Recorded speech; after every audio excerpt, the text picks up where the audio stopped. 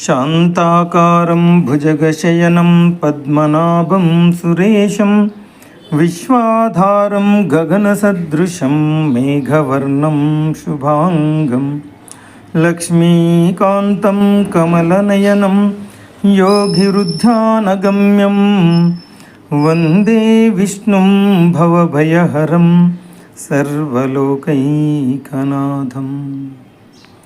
సఖ్యం శ్రవణం దాస్యం వందనం అర్చనం సేవనం ఆత్మనివేదనం కీర్తనం చింతనం అనేవి నవవిధ భక్తి మార్గాలు.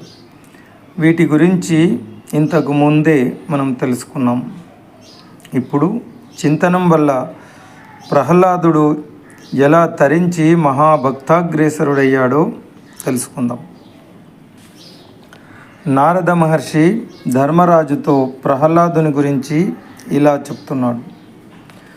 తనయందు అఖిల భూతములందు ఒక భంగి సమహితత్వం బున జరుగువాడు, పెద్దల పొడగన్న భృత్యుని కైవడి చేరి నమస్కృతుల్ చేయువాడు, కన్నుదోయికి అన్యకాంతలడ్డంబైన మాతృభావము చేసి మరలువాడు, తల్లిదండ్రుల భంగి ధర్మవత్సలతను దీనుల కావచింతించువాడు,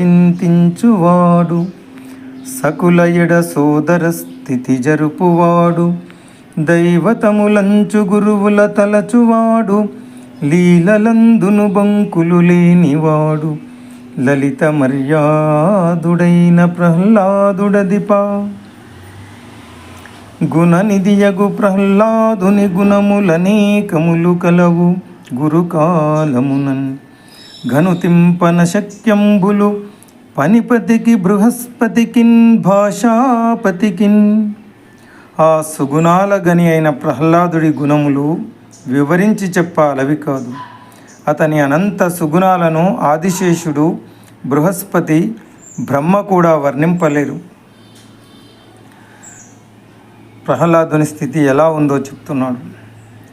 పానీయంబులు త్రాగుచున్ కొడుచుచున్ భాషించుచున్, హాసలీలా నిద్రాదులు సేయుచున్ తిరుగుచున్ లక్షింపుచున్, సంతత శ్రీనారాయణ పాద పద్మయుగలి చింతామృతాస్వాద సంధానుండై, మరిచెన్ సురారిసుతుండు ఏ తద్విశ్వమున్ భూవరా. పానీయాలు త్రాగుతూ, తింటూ, మాట్లాడుతూ, నవ్వుతూ, వినోదిస్తూ, నిద్రపోతూ, నిరంతరం విష్ణు పాద పద్మ ధ్యాన నిమగ్నుండై ప్రహ్లాదుడు ఈ ప్రపంచాన్నే మరిచిపోయాడు ధర్మరాజా అని చెప్పగా, ధర్మరాజు నారద మహర్షిని ఇలా అడుగుతున్నాడు. భాలు ప్రభా విశాలు హరిపాద పయోరుహ చింతన క్రియాలోలు, కృపాలు సాధు గురులోకపధాన తపాలు, నిర్మల శ్రీలు సమస్త సభ్యనుతశీలు, విఖండిత మోహవల్లి కాజాలు, అదేల తండ్రి వడి చంపగబంపెమునీంద్ర చెప్పవే. పరమ తేజోమూర్తి, సకల సుగుణ సంపన్నుడు అయిన ప్రహ్లాదుని కన్నతండ్రి ఎందుకు చంపాలనుకున్నాడో కాస్త వివరించి చెప్పండి మహర్షి అన్నాడు. అప్పుడు నారదుడు ధర్మరాజుతో ఇలా అంటున్నాడు. లభ్యంబైన సురాధిరాజపతమున్ లక్షింపడు, అశ్రాంతమున్ సభ్యత్వంబున ఉన్నవాడు, అభలుడై జాడ్యంబుతో వీడు, విద్యాభ్యాసంబునగాని తీవ్రమతిగాడంచు, విచారించి దైత్యేభ్యుండు ఒక్క దినంబునన్, ప్రియసుతున్ వీక్షించి శోత్కంఠుడై. హిరణ్యకశ్యపుడు తన కొడుకైన ప్రహ్లాదుని చూసి, ఏమిటో వీడు ఎప్పుడూ మందభాగ్యునిలాగా పరధ్యానంలో ఉంటున్నాడు, ఏమీ మాట్లాడాడు, యువరాజ పదవిపై కూడా వ్యామోహం లేదు, విద్యాభ్యాసం వల్ల కానీ వీడు బాగుపడడు అనుకొని ప్రహ్లాదునితో ఇలా అంటున్నాడు. చదువని వాడజ్ఞుండగు చదివిన సదసద్వివేక చతురత కలుగున్. చదువంగా వలయుజనులకు చదివించెదార్యుల వద్ద చదువుము తండ్రి. చదువు లేనివాడు అజ్ఞాని అవుతాడు. చదువుకుంటే విచక్షణ జ్ఞానం, వివేకం కలుగుతుంది, విజ్ఞానం పెరుగుతుంది. కనుక అందరూ చదువుకోవాలి. నిన్ను గురువుల వద్ద చదివిస్తాను, చక్కగా చదువుకో తండ్రి అని గురువులైన చండామార్కుల వారిని పిలిపించి వారితో ఇలా అంటున్నాడు. అంధ ప్రక్రియ నుండువాడు పలుకడు, అస్మద్ ప్రతాపక్రియా గంధమించుకలేదు. మీరు గురువుల్ కారుణ్య చిత్తుల్ మనోబంధులు, మాన్యులు మాకు పెద్దలు. మమున్ పాటించి ఈ బాలకున్ గ్రంథంబుల్ చదివించి, నీతి కుశలునిగా చేసి రక్షింపరి. వీడు ఎల్లప్పుడూ ఏదో ఆలోచిస్తూ పరధ్యానంలో మందభాగ్యునిలాగా ఉంటున్నాడు. నా పరాక్రమం ఇంతైనా వీడికి రాలేదు. మీరు గురువులు కారుణ్య చిత్తులు, మనోబంధులు, మాకు పెద్దలు. మాపై దయతో ఈ బాలుని బాగా చదివించి నీతి కుశలుని గావించి మమ్ము రక్షించండి మహాత్మా అన్నాడు. గురువులు ప్రహ్లాదుని వారి వెంట తీసుకొని వెళ్తూ వారు కొంతకాలం ప్రహ్లాదునికి విద్యా బోధన గావించిన తర్వాత తిరిగి హిరణ్యకశిపుని వద్దకు తండ్రి వద్దకు తీసుకొని వచ్చారు. అప్పుడు హిరణ్యకశిపుడు ప్రహ్లాదుని ఇటు రా నాయన అని చేరదీసి తొడపై కూర్చోబెట్టుకొని, పుత్ర, నీ చదువు ఉత్సాహ ప్రభు మంత్ర శక్తియుతంగా కొనసాగుతున్నదా? బాగా చదివి జ్ఞానాన్ని పొందావా?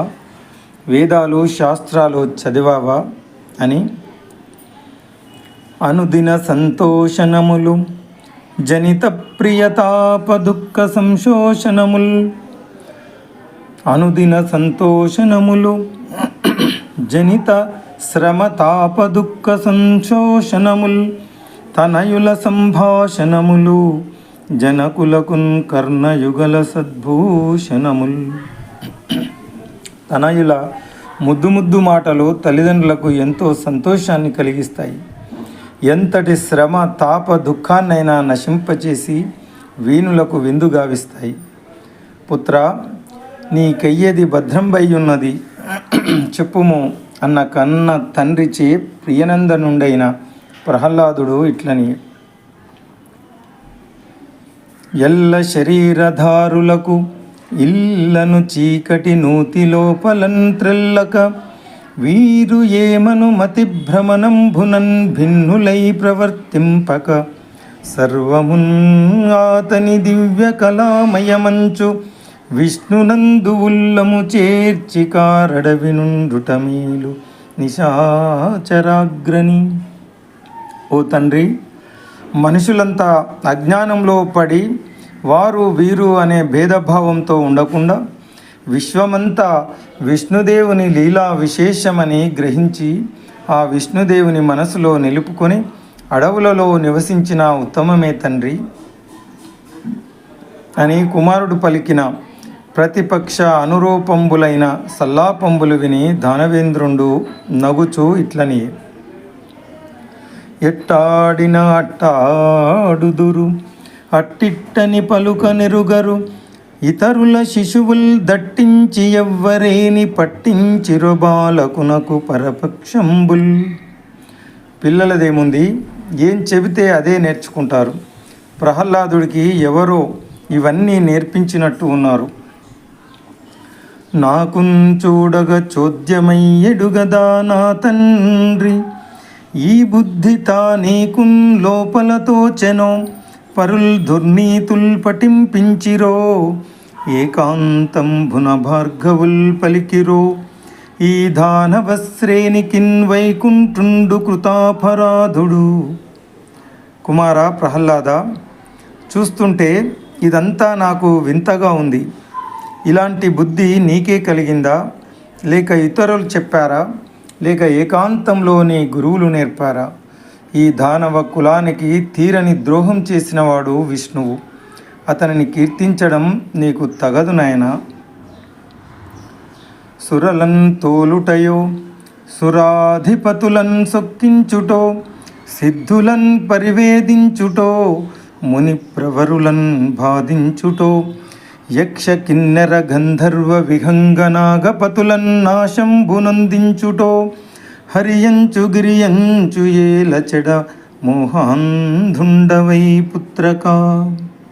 కుమార ప్రహ్లాద, దేవతలను పారద్రోలడము, సురాధిపతులను చావబాదడము, సిద్ధులను పరివేదించడము, మునీశ్వరులను బాధించడము, యక్ష కిన్నెర గంధర్వ విహంగ నాగపతులను నాశనమొందించడము, ఇవి కదా మనం చేయాల్సిన పనులు పుత్ర. ఎందుకురా హరి అంటూ గిరి అంటూ మోహాంధుండవై చెడిపోతావు? ఇలా చెప్పిన తండ్రి మాటలు విని ప్రహ్లాదుడు గురువు చండామార్కులను చూసి ఇలా అన్నాడు. మందారమకరంధ మాధుర్యమున తేలు మధుపంబు పోవునే మదనములకు నిర్మల మందాకిని వీచికలతో గురాయంచనునీ తరంగినులకు లలిత రసాల పల్లవ ఖాదియై చొక్కు కోయిల చేరునే కుటజములకు పూర్ణేందు చంద్రికా స్ఫురిత చకోర కంబరుగునే సాంద్రనిహారములకు అంభుజోదర దివ్య పాదారవింద చింతనామృతపాన విశేషమత్త చిత్తము ఏ రీతి తరంబు చేరనేర్చు వినుత గుణశీల మాటలు వేయునేలా. ఓ గురోత్తమ, మందార పూల మకరంద మాధుర్యం అనుభవించే తుమ్మెద ఉమ్మెత్త పూలకేసి పోతుందా? నిర్మలమైన ఆకాశ గంగా తరంగాలపై విహరించే రాజహంస వాగుల వంకలు దగ్గరకు వెళ్తుందా? తీపి మామిడి లేత చిగుళ్ళు తిని పులకరించే కోయిల కొండమల్లెల వైపు పోతుందా? నిండు పున్నమి పండు వెన్నెలలో విహరించే చకోర పక్షి దట్టమైన మంచు తెరల వైపునకు వెళ్తుందా? అసలు ఇన్ని మాటలు ఎందుకు? పద్మనాభుని దివ్య పాదారవింద చింతనామృతం త్రాగి మత్తెక్కిన నా చిత్తము ఇతర విషయాలపైకి ఎలా వెళుతుంది అని ఇలా ప్రహ్లాదుడు చెప్పగా విని అతని గురువు చండామార్కుల వారు కోపంతో ఇలా అంటున్నాడు. పంచశరద్వయస్కుండవు బాలుడవు ఇంచుకగాని లేవు భాషించెదవు తర్కవాక్యముల చెప్పిన తర్కశాస్త్రములలోని అర్థముకించుకయైన చెప్పవు అసురేంద్రుని ముందట మాకు ఔదలల్ వంచు కొనంగ చేసితివి వైరి విభూషణ వంశదూషణ. 5 సంవత్సరాల వయసు బాలుడవు, ఇంత లేవు, పెద్ద పెద్ద మాటలతో వాదిస్తున్నావు.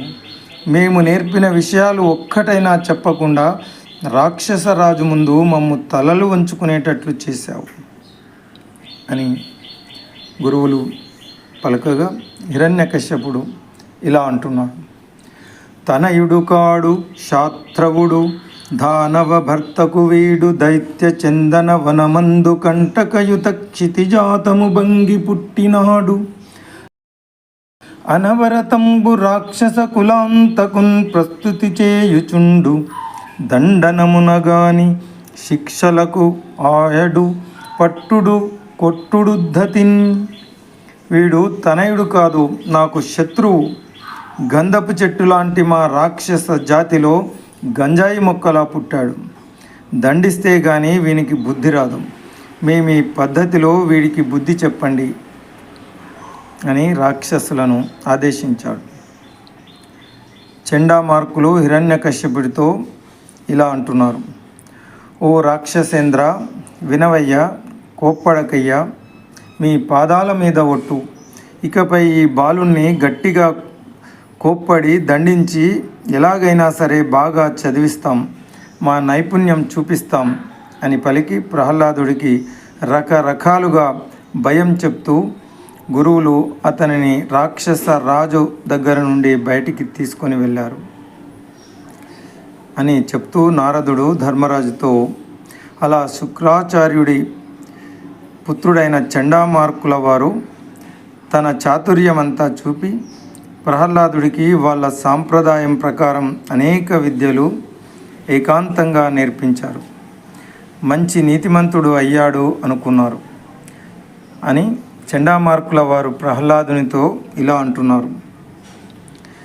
తిప్పకుమన్న మా మతము దీర్ఘములైన త్రివర్గ పాఠముల్ తప్పకుమన్న నేడు మన దైత్యవరేణ్యుని మ్రోల మేము మున్ను చెప్పిన రీతిగాని మరి చెప్పకుమన్న విరోధి నీతులన్ విప్పకుమన్న దుష్టమగు విష్ణు చరిత్ర కథార్థజాలముల్.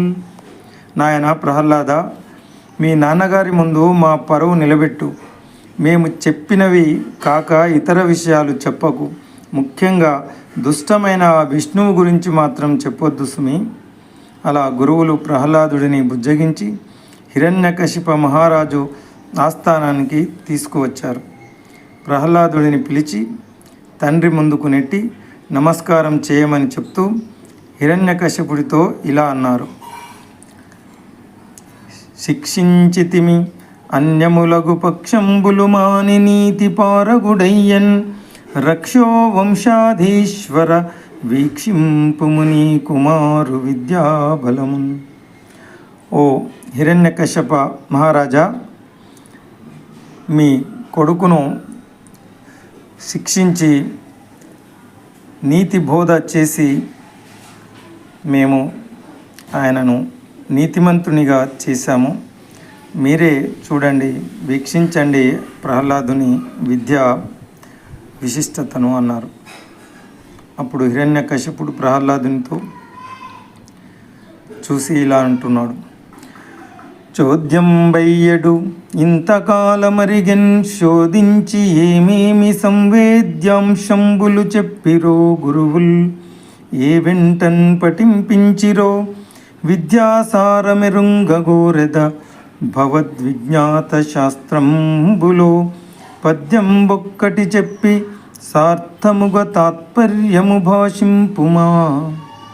నాయన, ఎంతకాలమైందిరా నిన్ను చూసి. ఇలా రాపుత్ర, మీ గురువులు ఏమేమి కొత్త కొత్త విషయాలు నేర్పించారు, నిన్ను ఎలా చదివించారు, నువ్వు చదువుకున్న చదువుల సారం తెలుసుకోవాలని ఎంతో కుతూహలంగా ఉంది నాయన.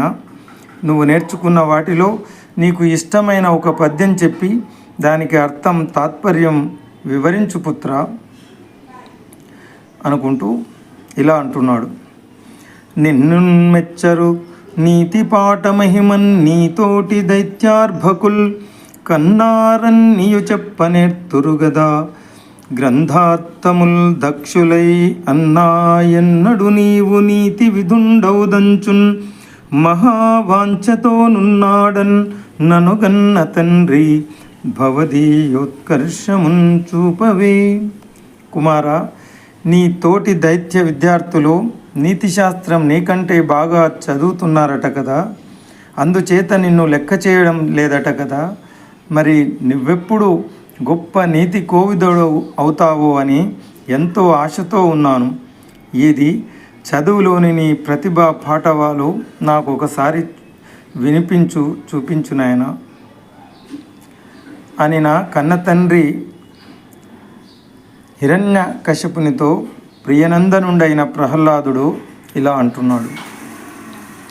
చదివించిరి నను గురువులు చదివితి ధర్మార్థముఖర శాస్త్రంబులు నే చదివినవి కలవు పెక్కులు చదువులలో మర్మమెల్ల చదివితి తండ్రి.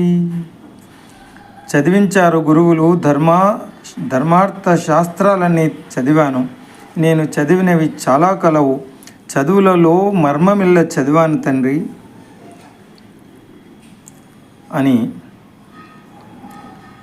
తనుహృద్భాష సఖ్యమున్ శ్రవణమున్ దాసత్వమున్ వందనం అర్చనమున్ సేవయున్ ఆత్మలో ఎరుకయున్ సంకీర్తనం చింతనం బను ఈ 9 భక్తి మార్గముల సర్వాత్మున్ హరిన్ నమ్మి సజ్జనుడైయుండుట భద్రమంతు చలతున్ సత్యం బుధైత్యోత్తమ. తండ్రి, భక్తి మార్గాలు 9. అవి సఖ్యం, శ్రవణం, దాస్యం, వందనం, అర్చనం, సేవనం, ఆత్మ నివేదనం, కీర్తనం, చింతనం. ఈ 9 భక్తి మార్గాలలో త్రికరణ శుద్ధిగా సర్వాంతర్యామి అయిన శ్రీహరిని నమ్మి జీవించుట ఉత్తమం అని తలుస్తాను. ఇది కాక మరొక సత్యం నాకు కనబడుటలేదు తండ్రి అని చెప్పుకుంటూ ఇంకా ఇలా అంటున్నాడు. అంధేందోదయముల్ మహాభదిర శంఖారవముల్ మూక సద్గంధాలాపముల్ నపుంసకవధూకాంక్షలు కృతజ్ఞావళీ బంధుత్వంబులు భస్మహవ్యముల్ లుప్తద్రవ్యముల్ క్రోడ సద్గ్రంథంబుల్ హరిభక్తి వర్జిత రిక్త వ్యర్థ సంసారముల్. తండ్రి, గుడ్డివాడికి వెన్నెల, చెవిటివాడికి శంఖధ్వని, మూగవాడికి గ్రంథపఠనం, నపుంసకుడికి వధూకాంక్ష, కృతజ్ఞుడి బంధుత్వము, బూడిదలో పోసిన హోమద్రవ్యాలు నిరుపయోగమైనవి. పిసినుగొట్టివాడికి సంపద పనికి వచ్చేది కాదు. పందికి పన్నీరు వంటి సువాసనలు తెలియవు. అలాగే విష్ణు భక్తి లేని వారి జీవితాలు నిస్సారములైనవి, వ్యర్థములైనవి అని భావిస్తాను తండ్రి అని ఇలా అంటున్నాడు. కమలాక్షునర్చించు కరములు కరములు, కమలాక్షునర్చించు కరములు కరములు, శ్రీనాథు వర్ణించు జివ్వ జివ్వ, సురరక్షకుని చూచు చూడ్కులు చూడ్కులు, శేషశాయికి మొక్కు శిరము శిరము, విష్ణునాకర్ణించు వీనులు వీనులు, మధువైరి తొడిగిన మనము మనము, భగవంతు వలగును పదములు పదములు, పురుషోత్తముని మీది బుద్ధి బుద్ధి, దేవదేవుని చింతించు దినము దినము, చక్రహస్తుని ప్రకటించు చదువు చదువు, కుంభినీధవు చెప్పెడి గురుడు గురుడు, తండ్రి హరు చేరుమని ఎడి తండ్రి తండ్రి. నాన్నగారు, ఆ విష్ణుమూర్తిని పూజించేవే చేతులు, శ్రీపతిని స్తోత్రము చేసేదే నాలుక, దేవదేవుని చూసేవే చూపులు, ఆదిశేషుని మొక్కేదే శిరస్సు, విష్ణు కథలు వినే చెవులే చెవులు, హరియందు లగ్నమైతేనే అది చిత్తము, పరమాత్మకు ప్రదక్షిణము చేసేవి మాత్రమే పాదాలు, భగవంతుని గురించి ఆలోచించేదే బుద్ధి, ఆ విష్ణుమూర్తిని తలచు దినమే సుదినము, ఆ నారాయణుని గాథలు విశదపరచు చదువు మాత్రమే సరైన చదువు, గోవిందుని గురించి బోధించేవాడే గురువు, విష్ణుమూర్తిని సేవించమని చెప్పే తండ్రే తండ్రి. నాన్నగారు, దేహి శరీరంలోని చేతులు, నాలుక, కాళ్ళు, శిరస్సు, చెవులు, చిత్తము, పాదాలు, బుద్ధి ఒక్కటేమిటి, సమస్తమైన అవయవాలు విష్ణు భక్తిలో పరవశమై పవిత్రం కావలసింది. లేకపోతే అతడు భగవంతుని విషయంలో కృతజ్ఞుడే. ప్రతిరోజు ప్రతి చదువు శ్రీహరి స్మరణతో పునీతం కావలసింది. ప్రతి గురువు, ప్రతి తండ్రి నారాయణ భక్తిని బోధించాల్సింది. అవును, లోకరక్షకుడైన శ్రీ మహా విష్ణుమూర్తికి అంకితం కాని దేనికి సార్థకత లేదు తండ్రి అని ఇంకా ఇలా చెప్తున్నాడు. భక్తి పరాకాష్ఠను ఒక్కొక్క మెట్టు పైకెక్కిస్తూ ఆధ్యాత్మిక జీవితంలో ఎలా ఎదగాలో పోతనామాత్యుడు ఈ ప్రహ్లాదుని ద్వారా అద్భుతమైన భక్తి భావాన్ని మనకు తెలియజేస్తున్నారు. కంజాక్షునకు కాని కాయంబు కాయమే, పవన కుంభిత చర్మ భస్త్రిగాక, వైకుంఠు పొగడని వక్త్రంబు వక్త్రమే, ఢమఢమధ్వనితోటి ఢక్కగాక, హరిపూజనములేని హస్తంబు హస్తమే తరుశాఖ నిర్మిత దర్విగాక కమలేషు చూడని కన్నులు కన్నులే తనుగుడ్డజాలరంధ్రములుగాక చక్రి చింతలేని జన్మంబు జన్మమే తరల సలిల బుద్భుదముగాక విష్ణు భక్తి లేని విబుధుండు విబుధుడే పాదయుగముతోటి పశువుగాక. విష్ణుమూర్తికి పనికిరాని శరీరం కూడా ఒక శరీరమేనా? కాదు, అది గాలితో నిండిన తోలుతిత్తి మాత్రమే. ఆ హరినామం కీర్తించని అది నోరా? కాదు కాదు, ఢమఢమ అని మ్రోగు డక్క. హరిని పూజించని అది చేయి అవుతుందా? కాదు, అది ఒక కొయ్య తెడ్డు. శ్రీపతిని చూడని కన్నులు కన్నులా? అవి ఈ శరీరం అనే గోడకు ఉన్న రంధ్రాలు మాత్రమే. చక్రిని ధ్యానించని ఆ జన్మ కూడా ఒక జన్మమేనా? అది క్షణికమైన నీటి బుడగ. విష్ణు భక్తి లేని పండితుడు 2 కాళ్ళు ఉన్న జంతువు తప్ప వాడు పండితుడు కాడు అని ఇంకా ఇలా చెప్తున్నాడు.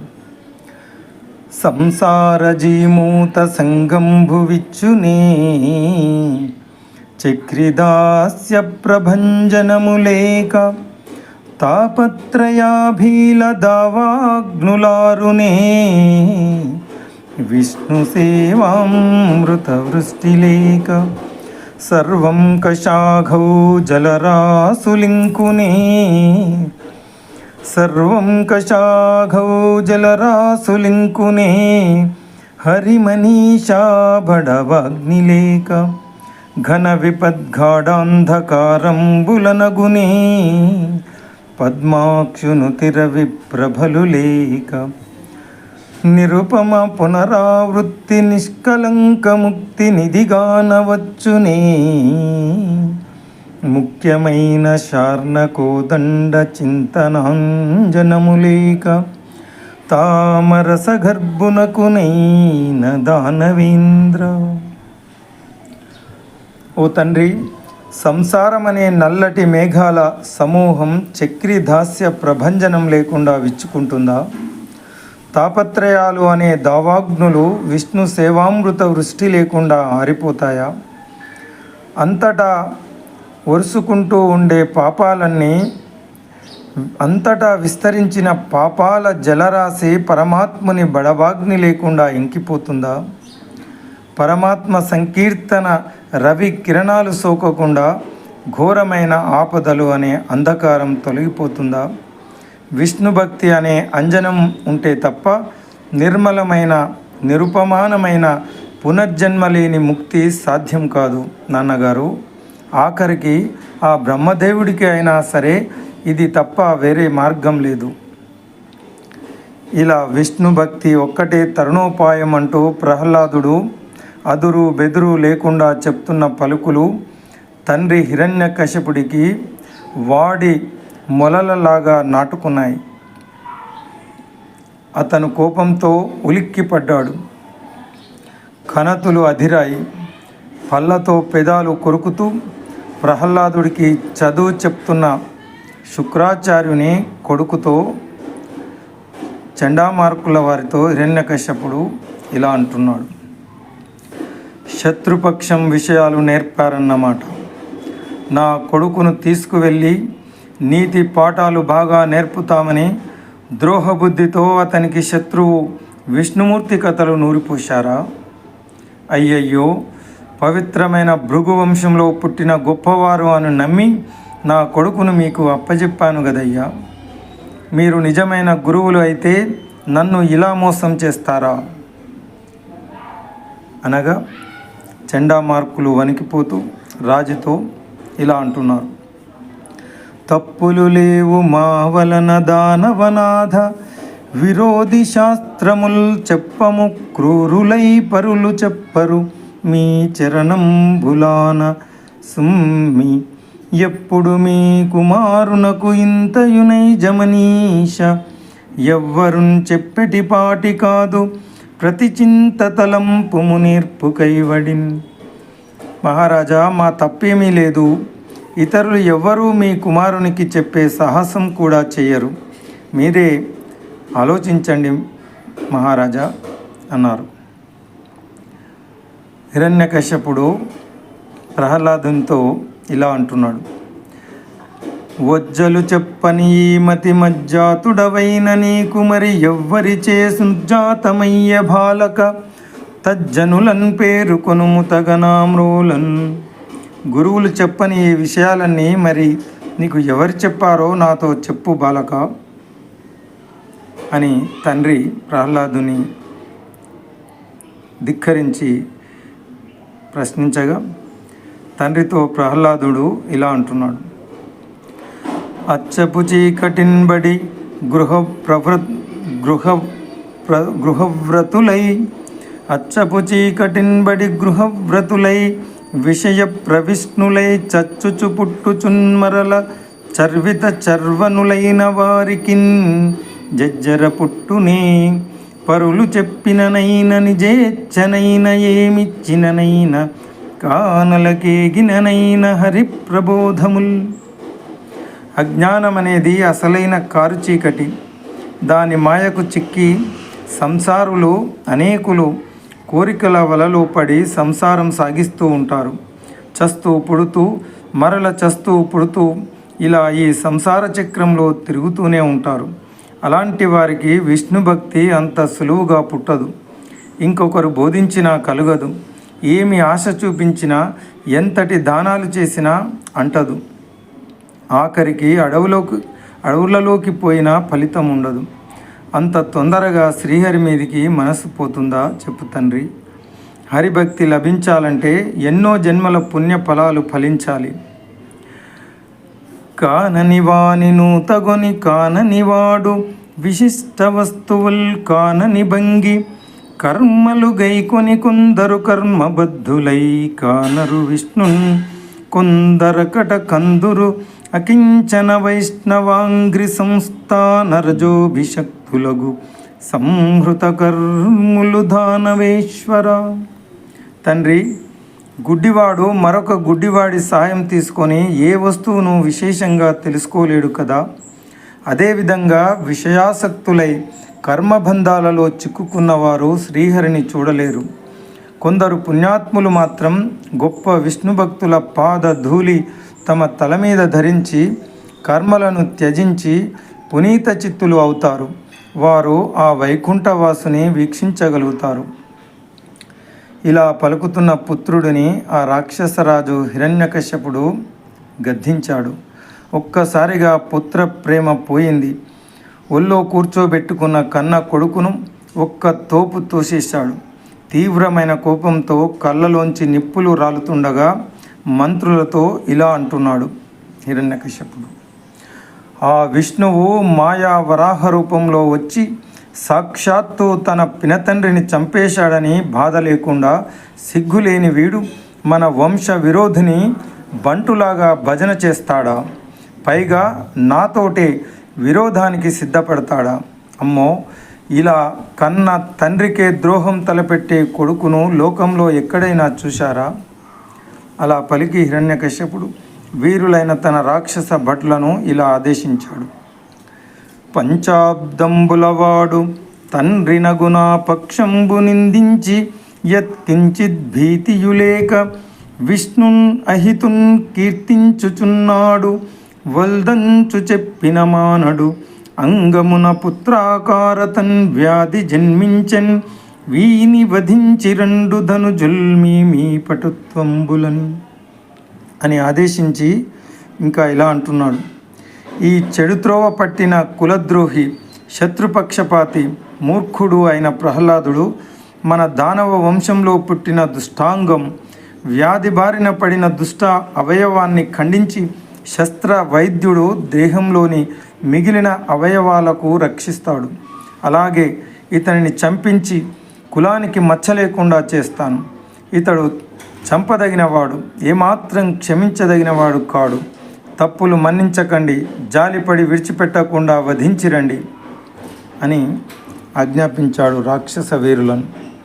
ఈ విధంగా నారద మహర్షి ధర్మరాజుతో చెప్తూ ఇలా ప్రహ్లాదుడిని చంపడానికి దానవేంద్రుడు ఆజ్ఞాపించాడు.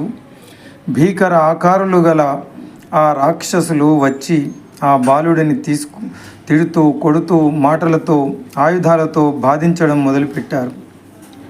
అదేం విచిత్రమో కానీ అంతమంది భయంకరమైన రాక్షసులు ఇలా ఆ ప్రహ్లాదుని మీద పడి శక్తి మేరకు పొడుస్తూ ఉంటే ప్రహ్లాదుడి శరీరం అసలు ఏమాత్రం కందకుండా, ఏమాత్రం గాయపడకుండా, రక్తం చిందకుండా, లోపల ఎముకలు విరగకుండా, కళ్ళలోని కల మాయలేదు, ముఖం వాడలేదు, కనీసం అతనిలో ఎక్కడా అలసట కూడా కనిపించలేదు.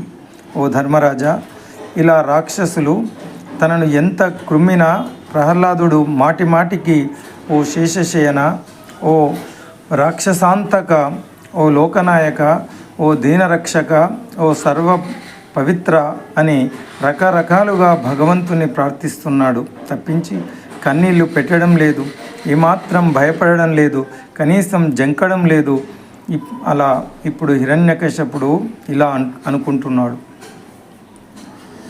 పారడు లేచి దిక్కులకు బాహువులొడ్డడు, బంధురాజిలో దూరడు, ఘోర కృత్యమని దూరడు, తండ్రిని మిత్రవర్గముంజీరడు, మాతృసంఘము వసించు సువర్ణ గృహంబులోని కిందారడు, కావరేయనడు తాపమునందడు, కంటగింపడున్. ఏం చేసినా ప్రహ్లాదుని పరిస్థితి ఇలా ఉంది, రక్షించమని ఎవరిని అడగడం లేదు, ఏమాత్రం బాధపడడం లేదు అని ఇంకా హిరణ్యకశ్యపుడు ఇలా అంటున్నాడు. ముంచితి వార్ధులన్ గదలముత్తితి, శైలతటంబులంతు దొబ్బించితి, శస్త్రరాజిన్ పొడిపించితి, మీదన నిభేంద్ర పంక్తి రొప్పించితి, ధిక్కరించితి, శపించితి, ఘోర దావాగ్నులందు ద్రోయించితి, పెక్కుపాట్ల నలయించితి, చావడిదేమి చిత్రము. సముద్రాలలో ముంచి తెచ్చాము, గదలతో చావ మోదించాను, కొండల మీద నుంచి త్రోయించాను, కత్తులతో పొడిపించాను, క్రింద పడేసి ఏనుగులతో తొక్కించాను, కొట్టించాను, తిట్టించాను, ఎన్నో రకాలుగా బాధించాను, నిప్పులలోకి పడవేయించాను. అయినా ఈ ప్రహ్లాదుడు చనిపోవడం లేదు. ఇదేమి చిత్రమో. మరణం లేని మందులు, అమృతం లాంటివి ఏమైనా తాగాడు అనుకుందామంటే అలాంటివి వీడికి తెలియదు కదా. పోనీ ఎవరైనా కాపాడుతున్నారా అంటే అలాంటి వారు ఎవరూ లేరు. నిశ్చయంగా స్వభావ సిద్ధంగానే వీనికి జాడ్యాలు అంటవేమో. బాధలు పెట్టే కొద్దీ దేహ కాంతి తగ్గడం లేదు, ఏ నిమిషం దీనత్వం పొందడు. ఇంకా ఈ ప్రహ్లాదుడిని ఎలా చంపాలో తెలియడం లేదు. ఇంతటి వీడి శక్తి చూస్తే ఇదేదో దివ్యమైన ప్రభావంలా కనిపిస్తుంది. అంతేకాకుండా నేను కోపంతో వీడిని ఎన్ని రకాల బాధలు పెట్టినా ఎక్కడ ఎవరి దగ్గర మా నాన్న ఇలా బాధిస్తున్నాడు అంటూ చెప్పుకోడు. పైపెచ్చు అవన్నీ హితములుగానే తలుస్తున్నాడు. మనసులో కూడా బాధపడడు. వీడి తత్వం ఏమిటో అర్థం కావడం లేదు అని బాధపడుతున్న హిరణ్యకశిపుడితో చండామార్కులు ఏకంగా ఇలా ధైర్యం చెప్పారు. రాక్షసరాజా, ఎంతటి వంకర బుద్ధితో అల్లరి చిల్లరగా తిరిగేవాడైనా పెద్దలు గురువుల దగ్గర కొన్నాళ్ళు ఉంటే జ్ఞానం సంపాదించి బుద్ధిమంతుడవుతాడు. ఆ తర్వాత మన ప్రహ్లాదుడికి వయస్సు వస్తుంది. వయసుతో పాటు దేవతల మీద విరోధం పెరిగేలా బోధించవచ్చు. ఇప్పుడు కోప్పడవద్దు. గురుదేవులు శుక్రాచార్యులు వారు వచ్చే లోపల మంచి గుణవంతుడవుతాడు. ఆ పైన ఆయన పూర్తిగా దారిలో పెడతాడు. ఇలా శుక్రుని కొడుకులు బోధించి చెప్పడంతో ఆ దానవ చక్రవర్తి శాంతించాడు.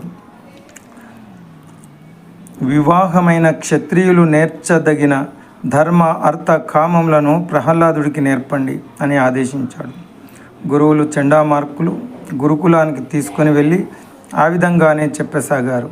కొంతకాలమైన తర్వాత ప్రహ్లాదుడిని తండ్రి దగ్గరికి తీసుకొని వచ్చి హిరణ్యకశిపుడితో ఇలా అంటున్నారు చండామార్కులు. ఓ దైత్యకుల శిరోమణి హిరణ్యకశ్యప మహారాజా, నీ కుమారుడు రాక్షస కుమారులను అందరినీ రహస్య ప్రదేశాలకు తీసుకువెళ్ళి నేను చెప్పే చదువులు అన్నీ బూటకమని రాక్షస విద్యార్థులకు అందరికీ మోక్ష మార్గం బోధిస్తున్నాడు. మనకు తీరని ద్రోహం చేస్తున్నాడు. మీ కొడుకు దుడుకుతనం మితిమీరిపోతుంది. పరిస్థితి చెయ్యి దాటిపోయేలా ఉంది. ఇక వాడిని చక్కబెట్టడానికి నీ సామర్థ్యం వాడాల్సిందే. ఓ దానవ శ్రేష్ఠుడా, వింటున్నావు కదా? శిష్యులు ఈ గురువు మనకు మాధవుని కథలు మనోహరంగా చెప్పడు అని అనుకుంటూ నన్ను నా మాటలు లెక్క చేయడం మానేశారు. నేను చెప్పే చదువులు చదవడం మానేశారు. ఇది పరిస్థితి. ఓ మహారాజా, నీ కొడుకు ప్రహ్లాదుడు ఎవరు ఎన్ని చెప్పినా ఆ విష్ణువు గురించి చెప్పడం మానడు. ఎప్పుడూ మందమతిలా తిరుగుతూ ఉంటాడు. మనోవికాసం కోసం నేను చెప్పే మంచి మాటలు వినిపించుకోడు. చెప్పిన మాట విననే వినడు. ఇలాంటి దుడుకువాడిని చదివించడం మా వల్ల కాదు. స్వచ్ఛమైన రాక్షస వంశంలో వికృతమైన వాడు పుట్టాడు. ఎంత చెప్పినా విష్ణువు మీద మమత వదలడు. ఎంత చక్కని కొడుకును కన్నావయ్యా హిరణ్యకశ్యప మహారాజా అని శుక్రాచార్యుని కొడుకు ప్రహ్లాదుడి గురువు ఇలా మాట్లాడితే, తన విరోధి విష్ణుమూర్తి మీద భక్తితో సొంత కొడుకు వ్యవహారాల గురించి వింటుంటే హిరణ్యకశ్యపుడి చెవులలో కత్తులు గుచ్చినట్లు అనిపించింది. రాక్షసేంద్రుడు ఒక్కసారి ఉలిక్కిపడ్డాడు. తోక తొక్కిన పాములాగా, గాలికి చెలరేగిన కార్చిచ్చులాగా, దెబ్బతిన్న సింహంలాగా భయంకరమైన కోపంతో భగభగ మండిపోతూ కన్న కొడుకును సంహరించడానికి సిద్ధమయ్యాడు. కోపావేశంతో శరీరం ఊగిపోతుంది. కళ్ళు నిప్పుల్లా ఎర్రబడుతున్నాయి. వెంటనే కొడుకును రప్పించాడు. వచ్చిన కుమారుడిపై ఆదర ఆప్యాయతలు చూపలేదు. పైగా కఠినాత్ముడైన హిరణ్యకశ్యపుడు పలుకులలో పిడుగులు కురిపిస్తూ బెదిరించసాగాడు. ఓరి దుష్టుడా, నా ఆజ్ఞ లేకుండా ఆకాశంలో ఆ సూర్యుడు కూడా గట్టిగా ప్రకాశించడానికి బెదురుతాడు. వాయువు కూడా అన్ని కాలాలలోనూ అనుకూలంగానే వీస్తాడు తప్పించి అహితుడుగా వీచడానికి భయపడతాడు. అగ్నిహోత్రుడు కూడా దేదీప్యమానమైన నా ప్రతాపం ముందు మండడానికి భయపడతాడు. పాపులను శిక్షించే యముడు కూడా బహు తీక్షణమైన నా ఆజ్ఞను కాదని ప్రాణాలు తీయడానికి వెరుస్తాడు. ఇంద్రుడికి కూడా నా ముందు తల ఎత్తే ధైర్యం లేదు. దేవతలైన, కిన్నెరులైన, యక్షులైన, పక్షులైన, నాగులైన, గంధర్వులైన, విద్యాధరులైన నేనంటే భయపడి పారిపోతారు. అలాంటిది నువ్వు ఇంత కూడా లేవు. నేనంటే నీకు భయం ఎందుకు లేదు? ఇక్కడ నీకు దిక్కెవరు? ఎవరి అండ చూసుకొని ఇంత మిడిసిపోతున్నావు? దుర్బుద్ధి. మహాప్రతాపవంతులు అయిన దిక్పాలకులు నా మాట జవదాటడానికి బెదురుతారు. నేను కోపంతో కడకంట చూశానంటే చాలు, ముల్లోకాలు అల్లకల్లోలం అవుతాయి. అలాంటిది అహంకారంతో నువ్వు నా ఆజ్ఞను ఎలా ధిక్కరిస్తున్నావు?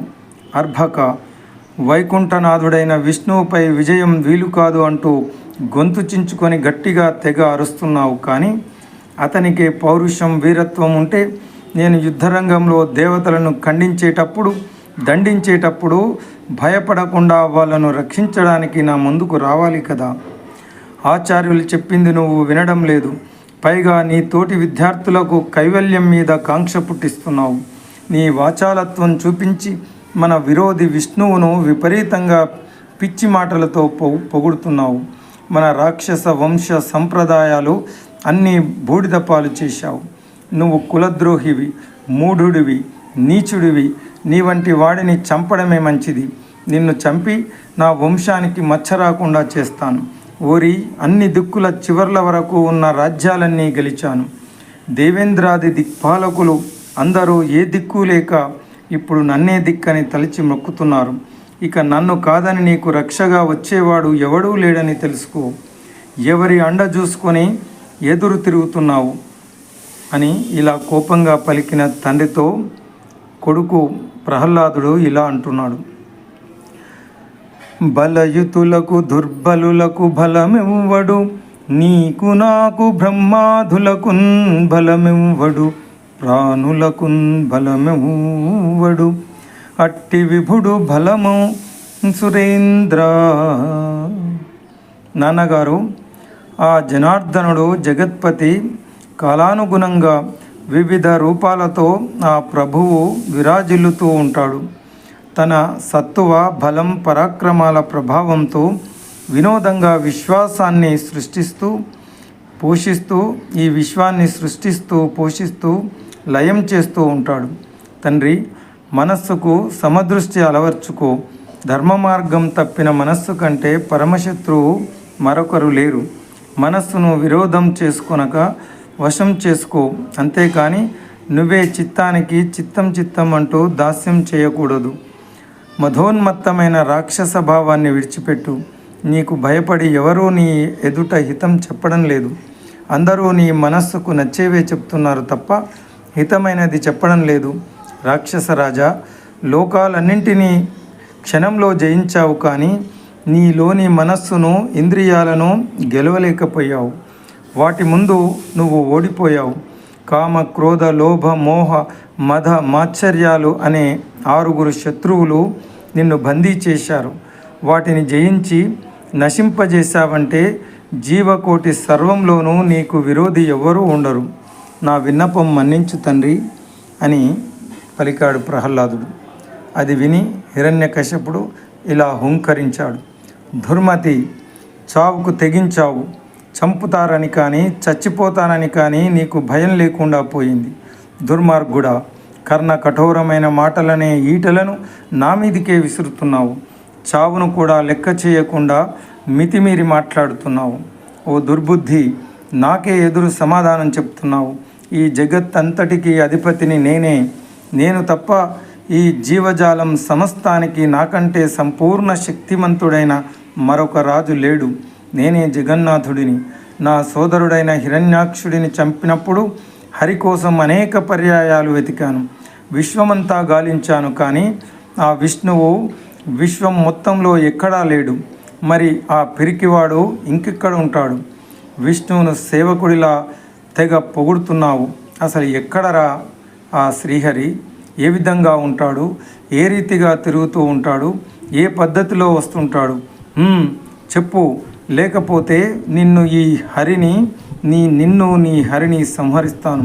ముందు సమాధానం చెప్పు. అలా తండ్రి గద్దిస్తున్నప్పటికీ పరమ హరిభక్తుడు అయిన ప్రహ్లాదుడు ఏమాత్రం జంకలేదు. పైగా అమితమైన ఆనందంతో నిలువెల్లా పులకరించిపోతూ హృదయం నిండా ఋషికేశుడిని నింపుకొని అత్యంత విశ్వాసంతో నృత్యం చేస్తూ ఇలా పలికాడు: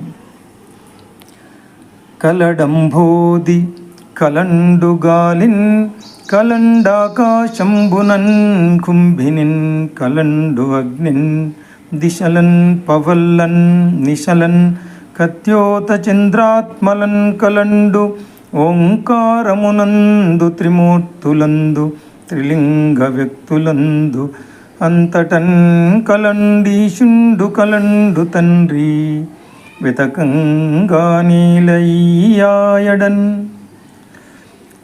ఇందుగలడు అందులేడనే సందేహము వలదు. చక్రి సర్వోపగతుండు ఎందెందు వెతికి చూచిన అందందే కలడు దానవాగ్రని వింటే ఇందు కలడు అందులేడనే సందేహము వలదు. చక్రి సర్వోపగతుండు ఎందెందు వెతికి చూచిన అందందే కలడు దానవాగ్రని వింటే ఇందు కలడు అందులేడనే సందేహము వలదు. చక్రి సర్వోపగతుండు ఎందెందు వెతికి చూచిన అందందే కలడు దానవాగ్రని వింటే. హరి సర్వాంతర్యామి, అంతటా అండ పిండ బ్రహ్మాండమంతటా నిండి నిమిడీకృతమై ఉన్నాడు తండ్రి. వెతకంగానేలా హరి సర్వకృతులం కలడు అనుచు ప్రహ్లాదుడు భాషించిన తండ్రి కోపంతో ఇలా గద్దించి అంటున్నాడు హిరణ్యకశిపు, ఓరి డింబక, పద్మాక్షుడు విష్ణుమూర్తి సర్వవ్యాపి అన్నిట ఉంటాడని ఇంత గట్టిగా చెప్తున్నావు. అయితే మరి ఈ స్తంభంలో చూపించగలవా ఆ చక్రిన్ గిక్రిన్? నువ్వు చెప్పినట్టు ఈ స్తంభంలో చక్రిని చూపకపోతే ఎలాగో నీ తల త్రెంచి నేల మీద పడేస్తాను. అప్పుడు నిన్ను కాపాడడానికి విష్ణువు రాగలడా, అడ్డు పడగలడా అని గద్దించి ఆ విశ్వాత్ముడు విష్ణువు బ్రహ్మ దగ్గర నుండి గడ్డి పరక దాకా సమస్త ప్రపంచంలోనూ నిండి ఉన్నాడు అంటున్నప్పుడు, ఇంత పెద్ద స్తంభంలో ఎందుకు ఉండడు తండ్రి? ఈ స్తంభంలో పరంధాముడు ఉన్నాడు అనడంలో ఎటువంటి అనుమానము లేదు. నిస్సందేహంగా ఉన్నాడు. కావాలంటే ఇప్పుడు ప్రత్యక్షంగా కనిపిస్తాడు కూడా. అలా అనేసరికి హిరణ్యాక్షుడు ఒక్కసారిగా వికటాట్టహాసం చేశాడు. చివాలున లేచి సింహాసనం మీది నుంచి క్రిందికి ఉరికి ఒరలో ఉన్న ఖడ్గాన్ని లాగి ఝులిపించి భక్తాగ్రేసరుడైన ప్రహ్లాదుడిని భయపెడుతూ ధిక్కరించి ఇలా గర్జించాడు, ఒరేయ్ వినరా మూర్ఖ అర్భక, ఎంతో గొప్పగా విష్ణువు విశ్వాత్ముడు అంటున్నావు, అయితే దీంట్లో ఉన్నాడా అంటూ మధోన్మత్తుడై ఆవేశంతో ఆ రాక్షసరాజు హిరణ్యకశపుడు అరచేతితో జీవకోటి చూడ శక్యం కాకుండా ఉన్నట్టి భయంకరమైన కాంతులు వెదజల్లుతున్నట్టి శ్రీ నరసింహస్వామి వారి ఆవిర్భావానికి సంరంభపడుతున్నట్టి ఆ స్తంభాన్ని బలంగా చరిచాడు. అప్పుడు ఆ స్తంభంలో నుండి శ్రీ మహావిష్ణువు నరసింహస్వామి అవతారం ధరించి ఆవిర్భవించడం జరిగింది. ఆ నరసింహస్వామి హిరణ్యకశపుని వధించి ఆయన వరాలకు భంగం కలగకుండా ఇంట్లో కానీ బయట కానీ కాకుండా కడప మీద, రాత్రి కానీ పగలు కానీ కాకుండా ఆ సంధ్యా సమయంలో చివరికి ఏ ఆయుధం వల్ల చావు రాకూడదు అన్నప్పుడు తన చేతి గోటి వేళ్లతో ఆయన ప్రేగులను చీల్చి, మరి ఏ ప్రాణి వల్ల, నరుని వల్ల కానీ దేవదానవ రాక్షసుల వల్ల కానీ తనకు చావు రాకూడదు అన్నాడు. కాబట్టి నరసింహుడు అంటే అటు నరుడు కాదు, పూర్తిగా జంతువు కాకుండా సగం సింహం సగం నరమూర్తిలాగా ఏ విధంగా చావు రాకూడదు అని కోరుకున్నాడో వాటిని అన్నిటినీ పాటిస్తూ బ్రహ్మ వరాన్ని గౌరవిస్తూ ఆ శ్రీ మహావిష్ణువు హిరణ్యకశపుణ్ణి వధించిన అత్యంత అద్భుతమైన అవతారం నృసింహ అవతారం. నరమూర్తి కాదు, కేవల హరిమూర్తియు కాదు, మానవాకారము కేసరి ఆకారమునున్నది, హరిమాయారచితమగు యథార్థము చూడగన్. ఆ విధంగా బ్రహ్మదేవుడిచ్చిన వరాలకు భంగం కలగకుండా కేవలం నరరూపం కానీ మృగరూపం కానీ కానటువంటి నరసింహ రూపంతో రాత్రి కానీ పగలు కానీ సంధ్యా సమయంలో లోపల కానీ వెలుపల కానీ కానటువంటి సభాభవనము కడప మీద, ఆకాశంలో కానీ భూమి మీద కానటువంటి తన తొడలపైన ప్రాణం ఉన్నవి కానీ ప్రాణం లేనివి కానీ గోళ్ళతో సంహరించాడు. అలా ఉగ్ర నరసింహస్వామి ముల్లోకాలకు గుండెల్లో కాలంలా తయారై ఆ రాక్షసరాజు హిరణ్యకశపుని సంహరించి ప్రహ్లాదుని ప్రార్థన మేరకు ప్రసన్నుడయి ఈ భూలోకంలో అద్భుతమైన నరసింహ అవతారానికి ఈ మహాభక్తుడైన ప్రహ్లాదుడు కారణమయ్యి తరించి మహాభక్తాగ్రేసరులలో కీర్తింపబడుతున్నాడు ప్రహ్లాదుడు. ఓం తత్సత్.